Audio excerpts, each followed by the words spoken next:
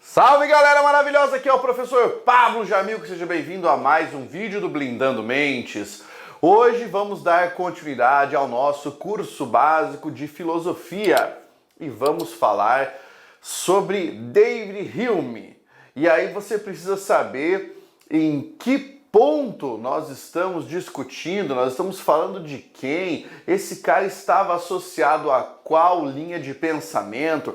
Nós estamos trabalhando aqui com alguém que falou sobre epistemologia, sobre filosofia do conhecimento, como é que se sabe aquilo que se sabe, se o conhecimento está no sujeito, se ele está no objeto, se ele era um empirista puro ou se ele era um racionalista prático. Vamos discutir isso agora, beleza? Então olha aqui, ó, David Hume, esse cara com essa carinha bonita aqui, ó, estamos falando de alguém que viveu de 1711 a 1776, beleza? Morreu cedo, mas não para os padrões da época. Tá aqui David Hume, vamos fazer uma carinha nele, beleza? E você vai perceber que esse cidadão foi muito importante para a história da filosofia. Escocês de Edimburgo, né? Podemos considerá-lo um indivíduo que esteve ali presente no iluminismo / empirismo, mas nós vamos considerar que a contribuição fundamental do David Hume foi sobre o empirismo. Pablo, eu não me lembro, né, do que é empirismo. Então vamos lá. Na corrente da epistemologia, na história da filosofia do conhecimento, algumas teorias se destacam e uma delas é a corrente de pensamento do empirismo.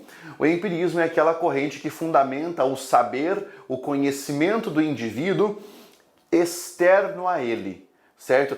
O conhecimento não vem de dentro do indivíduo, mas vem da relação do indivíduo com aquilo que está fora dele. Então, na relação entre sujeito e objeto do conhecimento, o conhecimento está no objeto do conhecimento e o indivíduo entra em contato com ele. Você vai entender, por meio da filosofia do David Hume, que nós temos aqui um conhecimento baseado em suposições e impressões. É isso que eu vou comentar ao longo da minha explanação. Ele foi um pensador que acabou por influenciar o Nietzsche, certo?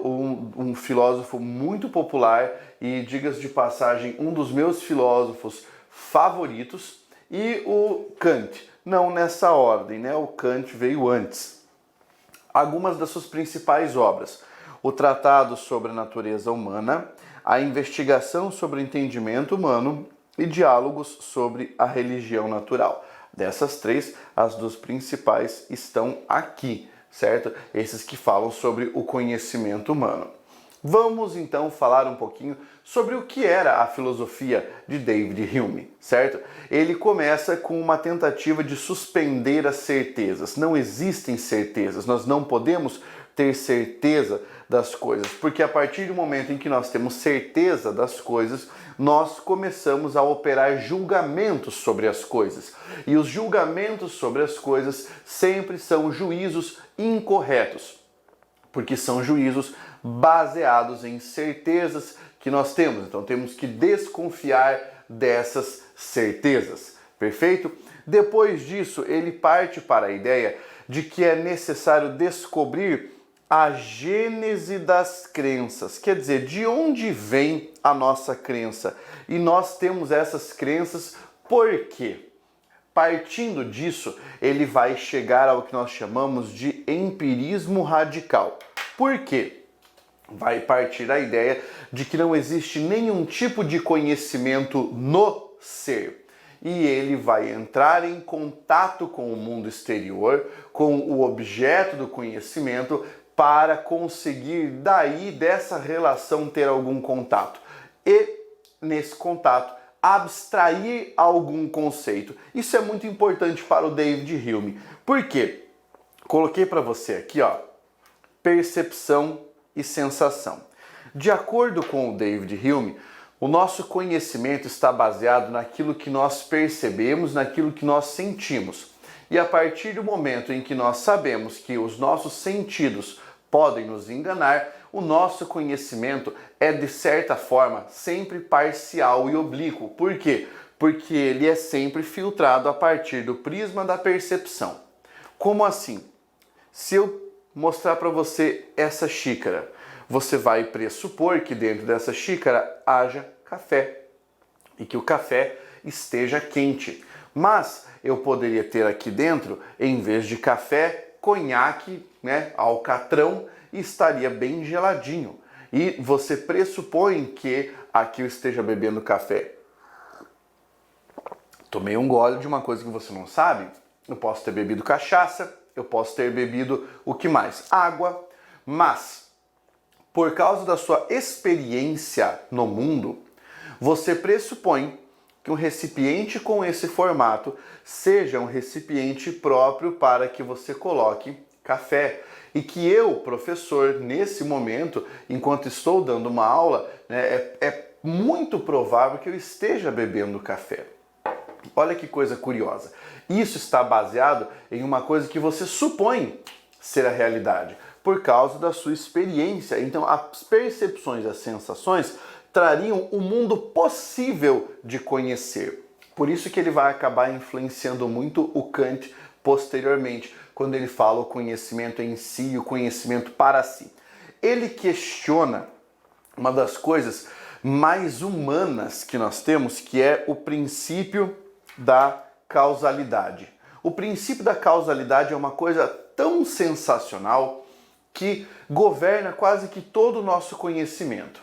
Olha que coisa interessante. Eu vou fazer um gesto aqui para você, certo? O gesto é esse aqui. Você, se tivesse que julgar por que essa mão dobrou para cá, você diria, ora, porque a mão anterior bateu nela, nesse movimento. Pois é, mas não foi por causa disso. Essa minha mão foi para cá porque eu quis fazer essa mão vir para cá. Porém, quando você olha a imagem, os seus olhos percebem uma sequência de movimentos. E essa percepção faz você crer num princípio de causa e efeito, que é o que nós chamamos de princípio da causalidade. Ele traz outro exemplo legal, que é o exemplo da bola de bilhar. Vamos pegar o exemplo da bola de bilhar. Eu tenho uma bola branca e eu tenho uma bola vermelha. Se você estiver olhando apenas para a bola vermelha e de repente vir a bola branca se aproximar, bater na vermelha e a vermelha iniciar o movimento, você vai dizer que a causa do movimento da bola vermelha é o impacto da bola branca. Mas, se você olhar apenas para essa imagem, você não sabe o que aconteceu. Você não sabe que havia, por exemplo, um jogador atrás e que ele bate na bola branca com um taco. E o taco, na verdade, transfere a energia mecânica aplicada pelo braço do jogador. Olha que coisa curiosa. Então, ele diz que o nosso conhecimento é focalizado e parte de um princípio de causalidade. Nós tendemos a acreditar na ideia de que todos os dias o sol nasce. Se algum dia o sol não nascer, você vai pensar, cara, é o apocalipse, o mundo está para acabar, eu já vou fazer aqui tudo que eu tenho para fazer. Mas por que o sol nasce todos os dias? Eu estou aqui pegando um exemplo do David Hume, certo? Não vá me chamar de terraplanista, pelo amor de Deus. O Sol nasce todos os dias na explicação científica porque nós temos ali um movimento de rotação da Terra, certo? Então não é o Sol que nasce, mas tudo bem. Ele traz esse exemplo para dizer o seguinte: nós achamos que o Sol nasce todo dia porque nós estamos vendo o Sol nascer todo dia. Se nós não tivéssemos essa mesma frequência, nós não conseguiríamos criar uma relação de causa e efeito. E essa relação de causa e efeito não existiria para essa questão do Sol, o que nos traria menos conhecimento a respeito do Sol. E nós atribuiríamos a outra coisa. Por exemplo, hoje Apolo se atrasou com sua carruagem e o Sol não apareceu. Então, olha que coisa curiosa. Todo conhecimento do ser humano, segundo o David Hume, é baseado no princípio da causalidade, que, se levado às últimas instâncias, não possui uma lógica. Se uma árvore cair no meio da floresta, ela faz barulho? Aí você vai dizer assim, claro que faz. Aí eu vou dizer para você, se ela cai no meio da floresta e não há ninguém para ouvir, ela ainda faz barulho? Você vai dizer, claro que faz. E daí eu pergunto, como é que você está certo disso? E você vai dizer, ora, ela vai fazer barulho porque toda vez que uma árvore cai, faz barulho. Ou seja, você respondeu com base no princípio da causalidade. E enquanto o conhecimento for baseado exclusivamente no princípio da causalidade, nós temos uma relação empírica de observação e de transformação do conhecimento de maneira superficial. As nossas ideias, segundo David Hume, derivam da nossa experiência sensorial. Então, o fundamento do nosso conhecimento, pelo menos até a atual instância, não está na razão, como muitos pretendem, né? Como muitos disseram que estava, segundo David Hume, mas está no hábito.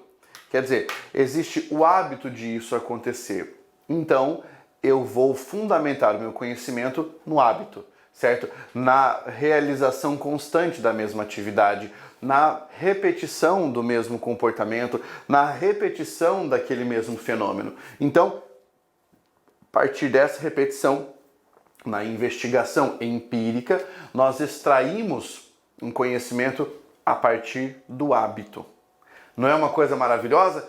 David Hume é extremamente convidativo. E aí você pensa em situações insólitas, situações diferentes, né? Então, você nunca enxerga um foguete voando para o lado, você enxerga um foguete voando para cima. Se você enxergasse um foguete voando para o lado, na hora você imaginaria, tem alguma coisa errada, certo? O hábito dá muita segurança. A prova de que o nosso conhecimento é baseado no hábito é que o hábito te traz segurança. Vamos a uma questão sobre David Hume. No Enem do ano de 2015 tivemos uma questãozinha. Todo o poder criativo da mente se reduz a nada mais do que a faculdade de compor, transpor, aumentar ou diminuir os materiais que nos fornecem os sentidos e a experiência.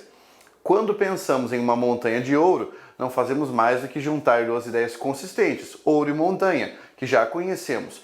Podemos conceber um cavalo virtuoso porque somos capazes de conceber a virtude a partir de nossos próprios sentimentos e podemos unir a isso a figura e a forma de um cavalo, animal que nos é familiar. Hume estabelece um vínculo entre pensamento e impressão ao considerar que a. Os conteúdos das ideias no intelecto têm origem na sensação.